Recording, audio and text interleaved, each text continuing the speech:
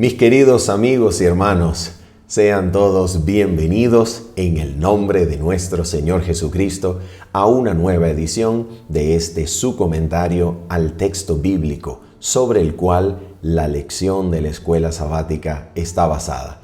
Y es para nosotros un privilegio en Cristo poder enviarles un abrazo en la distancia, un abrazo digital desde Mérida, Venezuela, y agradecerles por su compañía en esta oportunidad. Estudiamos en el nombre del Señor para esta ocasión la lección número 6 de nuestro trimestre sobre los 3 mensajes cósmicos acerca del triple mensaje angélico, que en esta ocasión se titula La hora de su juicio. Repetimos, lección 6, la hora de su juicio. Y es un privilegio en la gracia del Señor acompañarles por medio de una lectura comentada, de manera que usted, bien sea un maestro de la escuela sabática o un estudiante en la escuela de Cristo, usted pueda ser instruido por Dios, de manera que la promesa de su pacto eterno, de instruir a todos, desde el más grande hasta el más pequeño de ellos, sea cumplida en su vida y usted pueda tener su propia mirada instruida por el Espíritu al texto bíblico sobre el cual la lección de la escuela sabática está basada. Es entonces un privilegio. Vamos entonces sencillamente a recordar que este comentario grabado que usted está viendo en esta oportunidad tiene un complemento totalmente en vivo que realizamos cada día de sábado a las 7:30 de la mañana, hora de Venezuela, y en este momento hora del este de los Estados Unidos, para que si usted quiere compartir algún comentario, pregunta o inquietud, siéntase libre de adorar juntamente con nosotros mientras contemplamos las Sagradas Escrituras.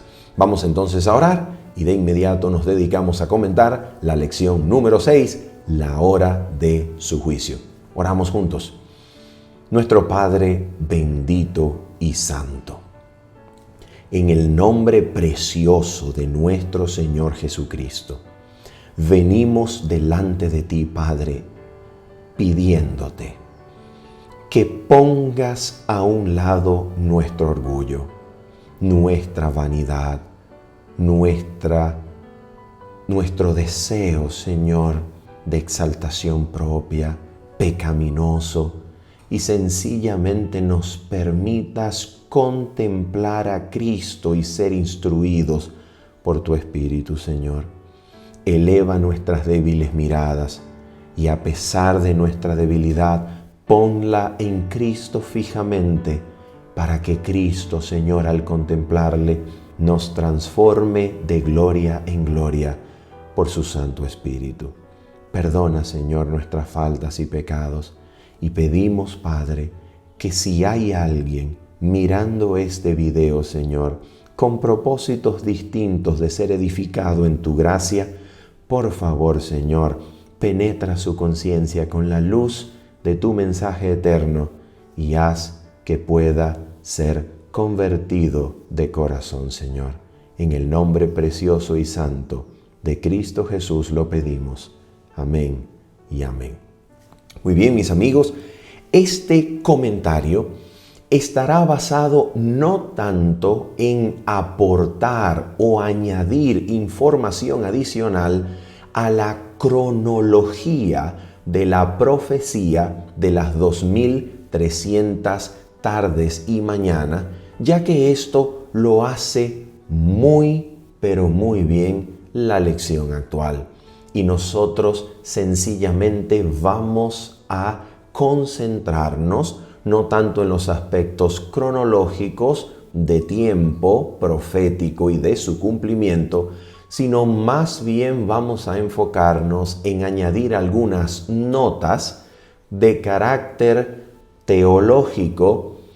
Al principio, una nota de carácter hermenéutico, luego unas notas de carácter teológico, y luego finalizaremos con una nota de carácter práctico para el día en el cual vivimos. Así que recuerden, una nota hermenéutica al comienzo, unas notas teológicas en su mitad y una nota práctica para finalizar. Vamos entonces a comenzar con la nota de carácter hermenéutico. Y para eso vamos a comenzar a comentar el texto bíblico que se encuentra en el capítulo número 24 de Mateo, versículo número 3 en adelante. ¿Y por qué razón comenzamos aquí? La razón por la cual nos situamos al comienzo en Mateo capítulo 24 es para que nosotros podamos partir y edificar sobre las palabras de Jesucristo. Jesucristo no solamente es nuestro Redentor, Salvador, el eterno Hijo de Dios, sino que también ha de ser siempre nuestro superior maestro. Él es el maestro de los maestros, es el intérprete de los intérpretes, es nuestra regla para poder interpretar cualquier profecía de las Escrituras. Jesucristo, en el capítulo 24 de Mateo, recibe de parte de los discípulos la siguiente pregunta, después de haber presagiado y después de haber dicho palabras que aplicaban para el futuro de esta edificación llamada el templo de Salomón, el segundo templo, donde él estaba presente con los judíos, con sus discípulos. Jesús recibe esta pregunta de parte de los discípulos. Dice así, versículo número 3. Y estando él sentado en el monte de los olivos, los discípulos se le acercaron aparte diciendo, dinos, ¿cuándo serán estas cosas y qué señal habrá de tu venida y del fin del siglo? Así que los discípulos están preocupados por la venida de Jesucristo y el fin del siglo.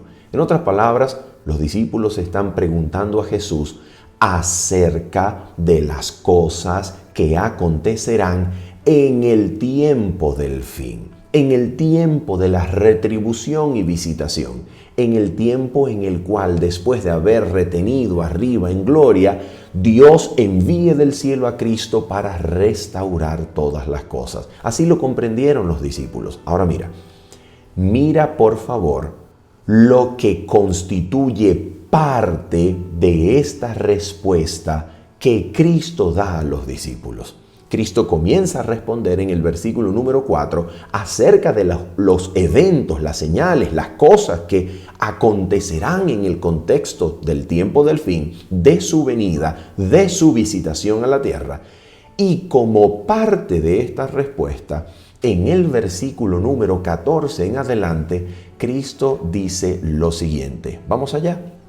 Miren lo que nos dice en el versículo número 14. Atención, dice: y será predicado este evangelio del reino en todo el mundo, para testimonio a todas las naciones, y entonces vendrá el fin. Versículo 15 y 16. Escucha bien, dice así: por tanto, cuando veáis en el lugar santo la abominación desoladora de que habló el profeta Daniel, el que lee entienda, entonces los que estén en Judea huyan a los montes. Pregunto, ¿Jesucristo está citando palabras del profeta Daniel, que en su capítulo número 8 recibe visiones acerca de una invasión de un reino o poder exterior o extranjero a Jerusalén, a Judea? Y este poder extranjero enemigo invadiría de tal manera que Jesucristo predice para sus días lo que el profeta Daniel llamó la abominación que causa desolación, el período de las devastaciones. Y esta profecía que comienza en el capítulo número 8 recibe una explicación adicional en el capítulo número 9, pero aún más es desarrollada en términos específicos y claros en el capítulo número 11, que se extiende hasta el capítulo número 12. Cuestión que aún Daniel no logra entender completamente y recibe la información de parte del ángel que este libro ha de estar sellado hasta el tiempo del fin en el capítulo número 12. Pregunto, Jesucristo, nuestro Maestro, el intérprete de los intérpretes, el maestro de los maestros, está citando palabras del profeta Daniel que según él, según Cristo, aplican y han de cumplirse en relación con el tiempo en que Jesús y los apóstoles estarán viviendo y de acuerdo con sus propias palabras, con aplicación directa para el tiempo del fin, ¿sí o no? Jesucristo está aplicando las palabras de Daniel para su tiempo y para el tiempo del fin, ¿sí o no? Claro que sí. Esto es absolutamente claro. Jesucristo se aferra de las palabras de Daniel y aplica su cumplimiento profético para su propio tiempo y al mismo tiempo los proyecta para el tiempo del fin. Entonces, esta es una conclusión demasiado importante. Si Jesucristo es capaz de aplicar las palabras proféticas de Daniel para su propio tiempo y para el tiempo del fin, señoras y señores, Daniel no ha de ser interpretado limitando la interpretación de sus palabras a los sucesos históricos acontecidos durante el segundo siglo antes de Cristo, con las incursiones e invasiones helenísticas de Antíoco IV Epífanes, que viniendo a Judea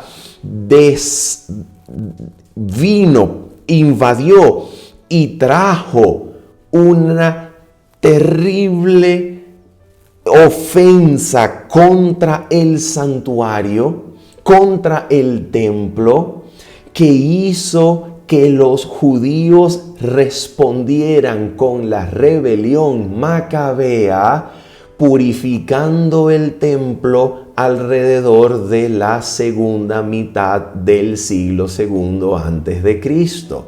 Daniel no puede ser interpretado limitando sus palabras a esos acontecimientos históricos de Israel, de Judea y del templo, protagonizados, como dijimos, por Antíoco IV Epífanes y sus invasiones helenísticas al templo y la respuesta macabea de parte de los judíos.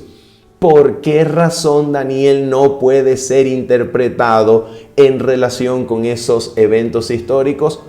Porque el mismo Señor Jesucristo toma las palabras de Daniel y las utiliza para predecir los acontecimientos históricos relacionados con la invasión de Roma como príncipe que había de venir de una nación extranjera para hacer devastación, desolación, con inundación sobre el templo y la ciudad santa. Si Jesucristo es capaz de aplicar las palabras de Daniel a lo que Roma iba a realizar en relación con el templo y la ciudad alrededor del año 70 después de Cristo, mis amigos y hermanos, Jesucristo es un intérprete historicista del libro de Daniel. ¿Qué quiere decir que es un intérprete historicista del libro de Daniel? Que cree que las palabras de Daniel pueden ser interpretadas no como vaticinius post eventum, es decir, no como uno que en realidad, en vez de profecía, está escribiendo historia en relación con los sucesos acontecidos en el siglo II antes de Cristo, sino que Jesús interpreta a Daniel como un verdadero profeta que tiene palabras que, comenzando con su periodo histórico del profeta, comienzan a ser cumplidas a partir de allí e ilustran y arrojan luz sobre cumplimientos futuros que se proyectan incluso hasta el tiempo del fin. Jesucristo interpretó a Daniel como un profeta apocalíptico que tiene luz, información y cuyos cumplimientos aún aguardan para el tiempo del fin. Si Jesucristo interpretó así a Daniel, si Jesucristo creyó que Daniel tenía palabras para el tiempo del fin y no para el tiempo de Antíoco IV Epífanes y la rebelión macabea, la pregunta es, ¿podemos tener confianza nosotros, los creyentes en la profecía bíblica, de que las palabras de Daniel tienen aplicación también para el tiempo del fin? Podemos tener confianza de que las palabras de Daniel en el capítulo número 8 y la visión de la purificación, de la restauración del santuario, tienen aplicación para el tiempo del fin, ¿sí o no? ¿Podemos tener nosotros esa confianza? Absolutamente. Además, permíteme añadir una nota hermenéutica más. Cuando Juan escribió el libro del Apocalipsis, el apóstol Juan, alrededor del año 96 después de Cristo, todavía permanece usando los períodos proféticos que explícitamente Daniel menciona en su libro. Por ejemplo, los 1260 días, tiempo y la mitad de un tiempo, 42 meses. Periodo profético que explícitamente el apóstol Juan está tomando de Daniel y lo está aplicando con relevancia y pertinencia para los creyentes cristianos que viven en su propio tiempo, año 96, alrededor, después de Cristo, y los proyecta aún para el tiempo del fin, en donde los acontecimientos históricos han de suceder previos a la venida del Hijo del Hombre, que viene con una hoz aguda y su corona de oro para rescatar a los suyos. Entonces, si Juan, aún viviendo en las postrimerías del primer siglo de la era cristiana, toma las palabras de Daniel, incluso sus metáforas, sus bestias, sus periodos proféticos explícitos, para aplicarlos para su generación y extenderlos hasta el tiempo del fin, podemos tener confianza nosotros, los intérpretes historicistas, al mirar las palabras de Daniel como a ser cumplidas en relación con el tiempo del fin. Claro que podemos tener confianza, absoluta confianza, y esto es gracias a Cristo y su interpretación, y al apóstol Juan y la interpretación del Espíritu que él aplica de Daniel en el libro del Apocalipsis. Podemos tener confianza al interpretar a Daniel como un profeta de manera historicista, que ilustra, que revela, que escribe acontecimientos cuyos cumplimientos aún aguardan hasta el tiempo del fin, tiempo previo a la venida de nuestro Señor Jesucristo a la tierra. Ahora vamos entonces a realizar nuestra nota teológica en relación con la profecía de las 70 semanas. Recordamos, no es nuestro interés en el presente comentario ahondar acerca de el cumplimiento cronológico de la profecía de las 2300 tardes y mañanas y las 70 semanas, porque esto ya el autor de la lección lo hace muy bien.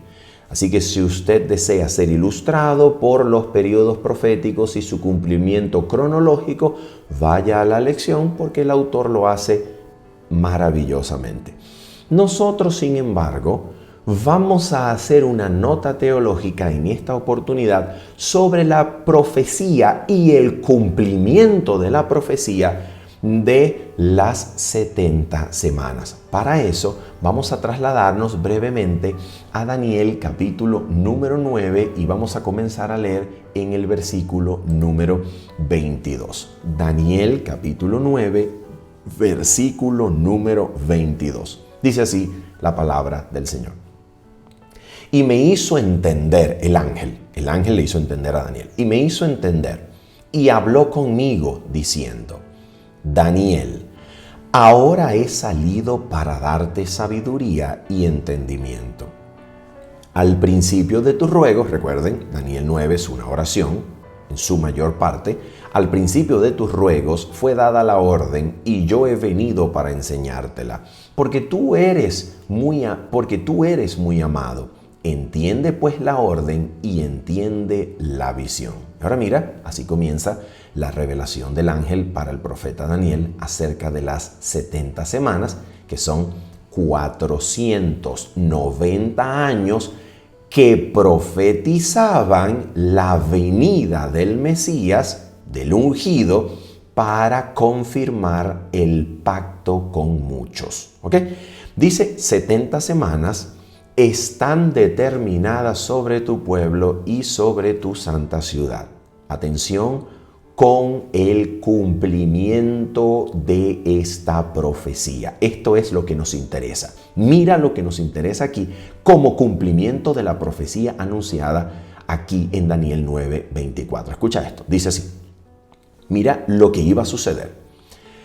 Para terminar, vamos a resaltar, para terminar la prevaricación, la pesha, ¿ok? Para darle fin a la prevaricación y poner fin al pecado, ponerle fin al hatá, al pecado, y expiar la iniquidad, el avón, expiarlo, para traer la justicia perdurable, la tzedek olamim, la justicia eterna, dice el pasaje, la justicia eterna, y sellar la visión y la profecía y ungir al Santo de los Santos. Nuestro interés por esta profecía es específicamente el cumplimiento de esto que en Daniel 9:24 es anunciado como el cese, la terminación, el punto final del pecado, de la prevaricación, de la iniquidad para ser expiada, para establecer la tzedek olamim, la justicia eterna, sellando la visión y la profecía y ungir al Santo de los Santos. La pregunta es, ¿cómo se cumplió esto? Porque fíjate algo, de manera interesantísima, nosotros, los estudiantes de la Biblia, cuando leemos esta profecía, nos hemos preocupado tradicionalmente por entender el período profético que señala el cumplimiento, por entender el tiempo, por entender la cronología, por llegar alrededor del año 27 al 31 y decir, aquí se cumplió. Pero la pregunta es, ¿y qué del contenido teológico de la profecía? ¿Qué es lo que la profecía enseña?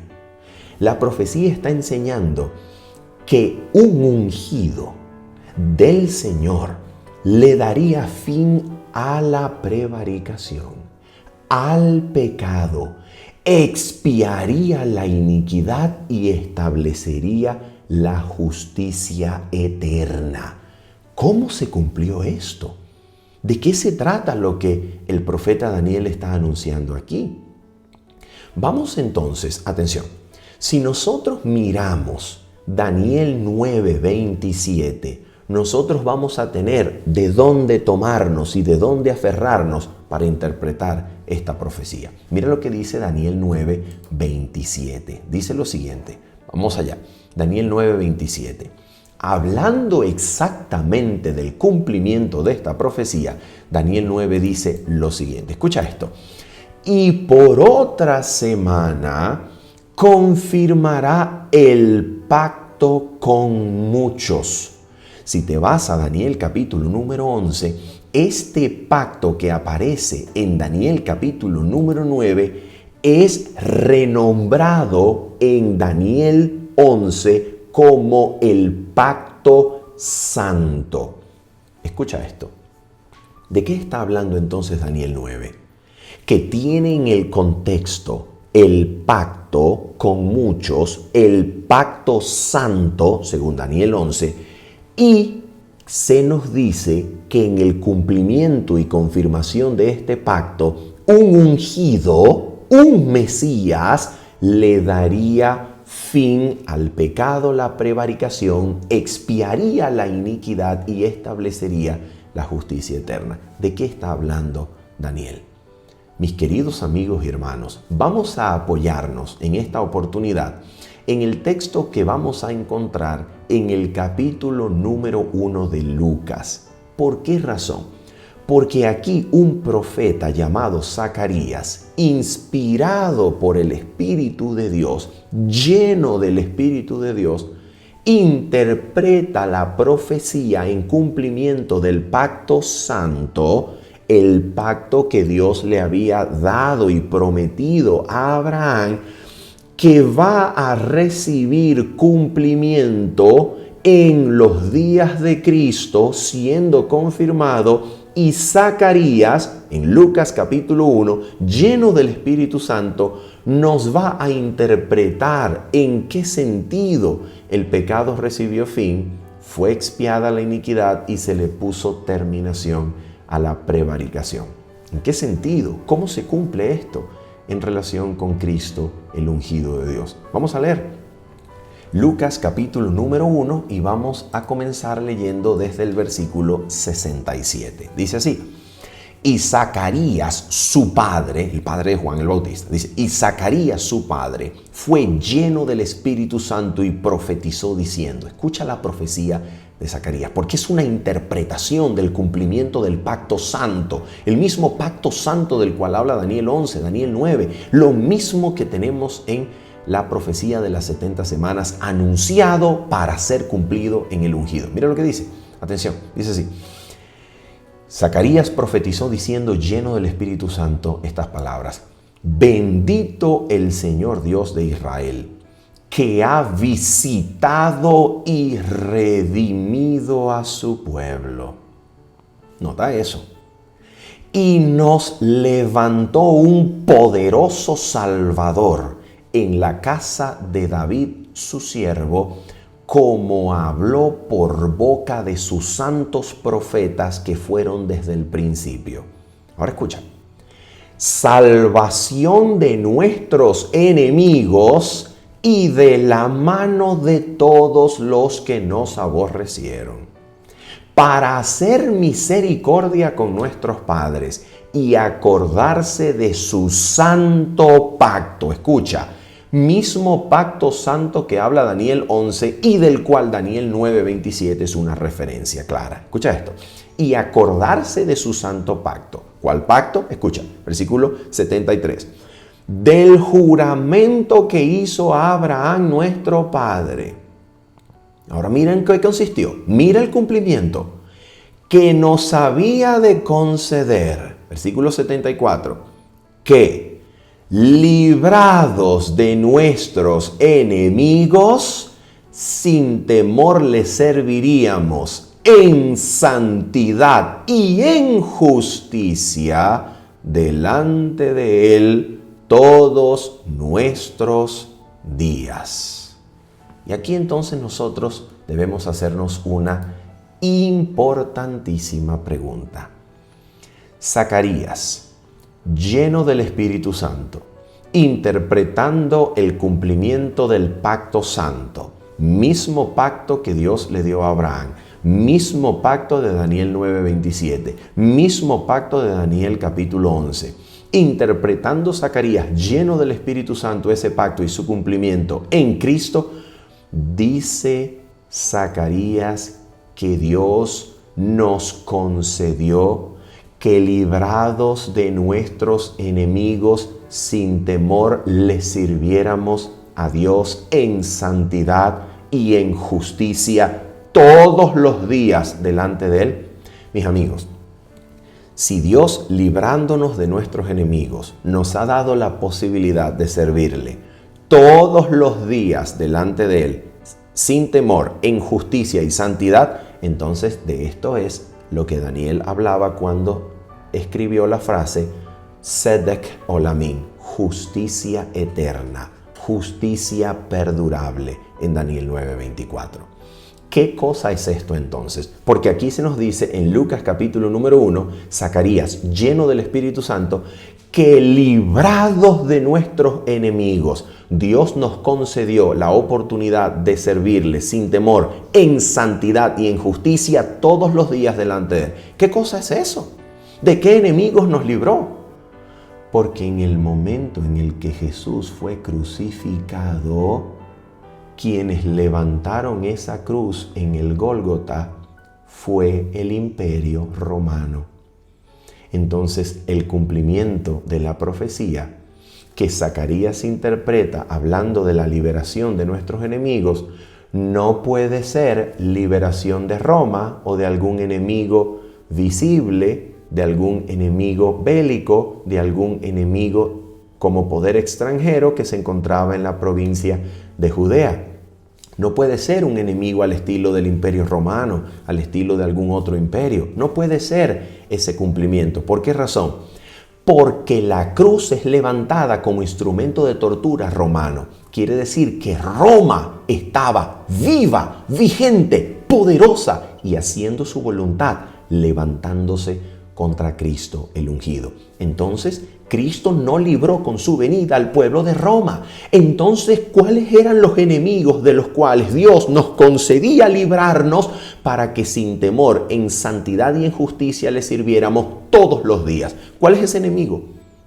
¿Cuál es ese enemigo entonces? Que Zacarías interpreta como cumpliéndose en Cristo. ¿Cuál es ese enemigo? ¿De dónde nos quería librar el Señor Jesús con su venida? ¿De qué cosa quería hacernos libres?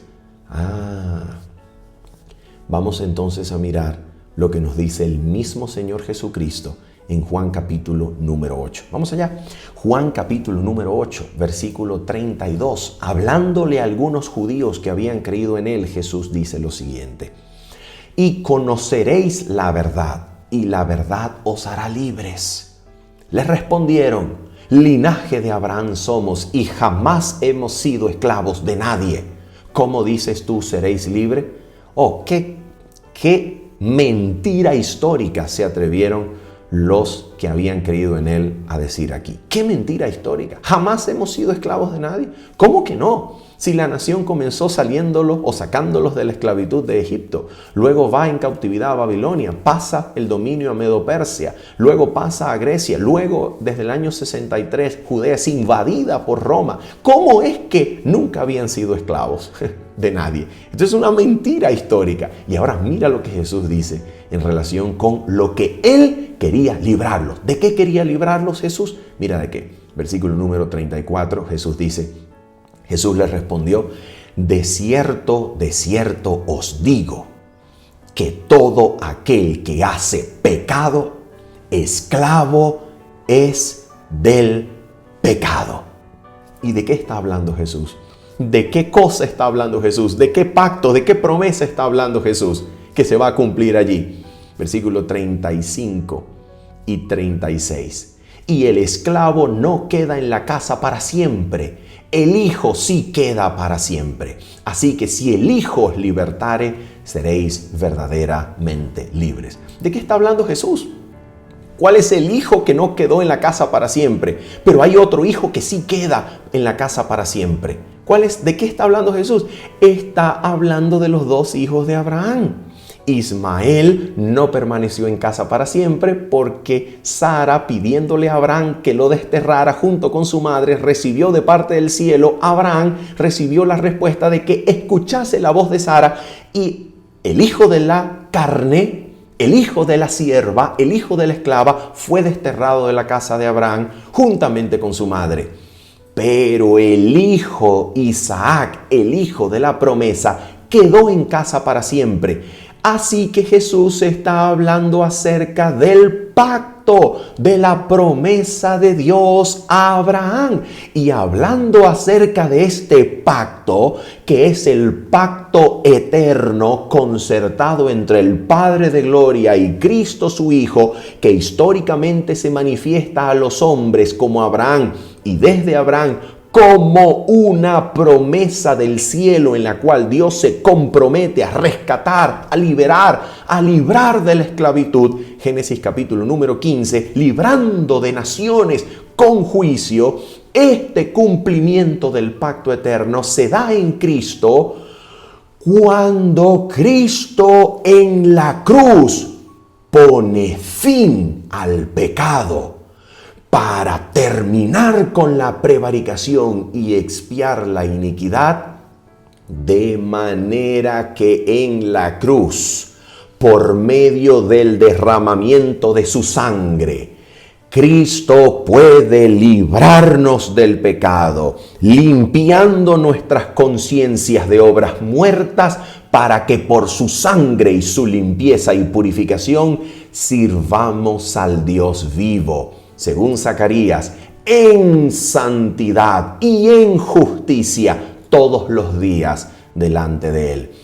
Cristo cumple las palabras de Daniel 9:24, confirmando el pacto eterno con muchos y haciendo que el pecado pierda su poder para dominarnos en la cruz, porque en ese lugar la sangre del pacto eterno derramada en el Gólgota nos habilita ahora para servir al Dios vivo en justicia y santidad todos los días, de manera que el pecado, habiendo sido redimido, o habiendo sido remitido, el pecado habiendo sido remitido, ya no nos domina más. La prevaricación, la iniquidad habiendo sido expiada, Dios gana la victoria sobre el pecado para que éste ya no nos domine. Y ahora seamos habilitados por la sangre del pacto eterno de vivir en justicia y santidad todos los días, sirviendo al Dios vivo, librados del enemigo que nos tenía esclavizado, no de Roma,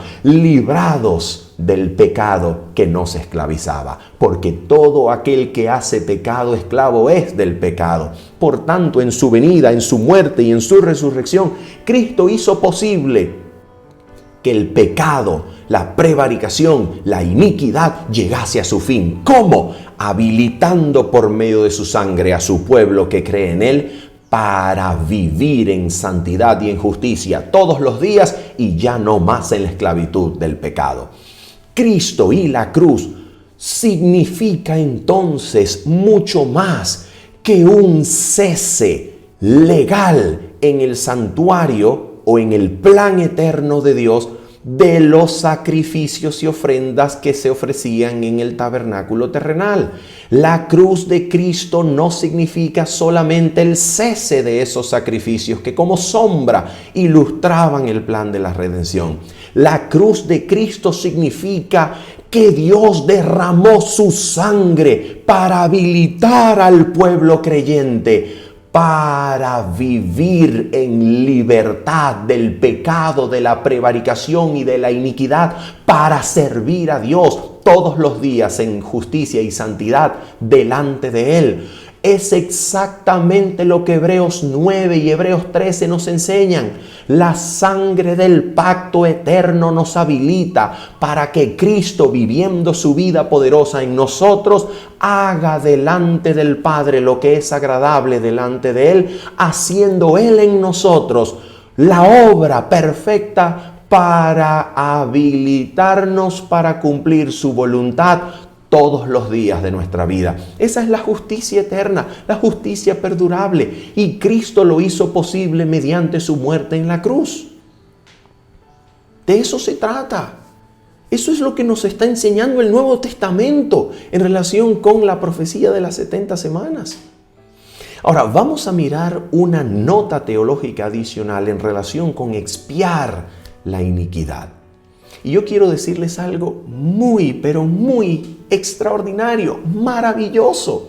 Cuando yo descubrí esto en el Nuevo Testamento, me quedé asombrado, conmovido delante de las Sagradas Escrituras. ¿Qué cosa el Nuevo Testamento enseña? Escucha bien. El verbo griego expiar, en griego hilaskomai, es usado una sola vez en todo el Nuevo Testamento. Ni siquiera 2, ni 3. Una sola vez en el sentido de expiar, hilaskomai. ¿Y sabes dónde aparece ese verbo? En Hebreos capítulo número 2, versículo 17. Y su explicación complementaria en el versículo 18. ¿Qué nos enseña Hebreos 2, 17 y 18 sobre expiar como única vez que el verbo aparece en el texto griego del Nuevo Testamento? ¿Qué nos enseña sobre la expiación estos dos textos de la Biblia? Vamos a mirar claramente lo que nos enseña la Escritura en Hebreos capítulo número 2, versículos 17 y 18. Atención con esto, dice así: por lo cual, hablando de Cristo, por lo cual debía ser catapanta, según todas las cosas asemejado. Esa es una traducción literal del texto griego, porque no aparece semejante, sino asemejarse como verbo. Según todas las cosas asemejado a sus hermanos, para venir a ser misericordioso y fiel sumo sacerdote en lo que a Dios se refiere. ¿Para qué? Escucha, ¿para qué? Para expiar, aquí está el verbo, única vez que aparece en el texto griego del Nuevo Testamento, hilaskomai. Escucha, para expiar los pecados del pueblo. ¿Cómo lo hace? ¿Cómo expía los pecados del pueblo? ¿Qué incluye esta expiación? Que como sumo y fiel sacerdote, sumo sacerdote, Cristo realiza. ¿Qué incluye esa expiación? Mira lo que incluye, versículo 18, a través de la preposición gar. El versículo 18 se conecta con el versículo número 17. Pues, traducida al español, en griego, gar. Escucha. Pues en cuanto él mismo padeció siendo tentado, es poderoso para socorrer a los que son tentados. Oh, ¿qué dice la Biblia aquí? La Biblia dice, en el único lugar del Nuevo Testamento donde el verbo griego hilaskomai, expiar, aparece, la Biblia dice que esa expiación incluye el poder y la capacidad de nuestro fiel y sumo sacerdote para evitar el pecado en los creyentes que se aferran y confían en Él, para ayudarlos cuando son tentados, porque Él fue tentado y ahora es poderoso para ayudar a los que son tentados. Para evitar ese pecado, cuando los creyentes en Él se vean tentados a cometer, para evitar e impedírselos por medio de su ayuda, por medio de su gracia y su fuerza, esto es incluido dentro del verbo griego expiar, hilaskomai, de manera que la expiación que Cristo realiza en relación con el pecado no quiere decir que lo cancela legalmente solamente, sino que lo evita en aquellos que son tentados, socorriéndolos, ayudándoles, porque se hizo semejante a ellos para ahora ser poderoso para evitarles el pecado, de manera que los tentados, cuando se vean puestos a prueba, puedan aferrarse a su fiel sumo sacerdote y recibir ayuda para no caer en el pecado del cual se les está tentando. Eso es maravilloso. Eso es doctrina bíblica. Y aquí se nos está enseñando en Hebreos capítulo 2, versículos 17 y 18, como la única vez en todo el texto griego del Nuevo Testamento que se utiliza el verbo expiar. Así que podemos tener aquí una confirmación de lo que todo el libro de Hebreos, de lo que todo el Nuevo Testamento enseña. La cruz de Cristo y la sangre derramada en el Gólgota se derramó para habilitar a los creyentes con la finalidad también de servir al Dios vivo, experimentando purificación y lavamiento para vivir en justicia y santidad todos los días delante de Él, evitándoles el pecado a los fieles que son tentados, porque Cristo llegó a ser fiel y misericordioso sumo sacerdote para socorrer a los que son tentados. Eso es doctrina bíblica, es lo que nos enseña la Biblia. Esto es maravilloso, maravilloso. Ahora vamos a finalizar entonces con una nota de carácter práctico. La lección de esta semana nos muestra que desde 1844, nuestro sumo y fiel sumo sacerdote se encuentra en su segunda etapa de ministerio sumo sacerdotal, realizando por nosotros una obra bendita, santa y sublime de presentarnos delante del trono de su Padre sin mancha y sin pecado. Esa bendita obra de purificación y juicio es el cumplimiento antitípico del día típico de la expiación o el Yom HaKippurim de Levíticos 16 en el Antiguo Testamento y en relación con el santuario terrenal. ¿Cuál era la esencia, el propósito sublime y santo que este día llamado Yom HaKippurim, día de las purificaciones, o día de la purificación, o día del perdón, o día de la expiación? ¿Cuál era el propósito esencial que este fenómeno religioso del Antiguo Testamento ofrecía y prometía en relación con el pueblo que se congregaba alrededor del tabernáculo terrenal? ¿Cuál era el propósito esencial? Sacar el pecado del campamento.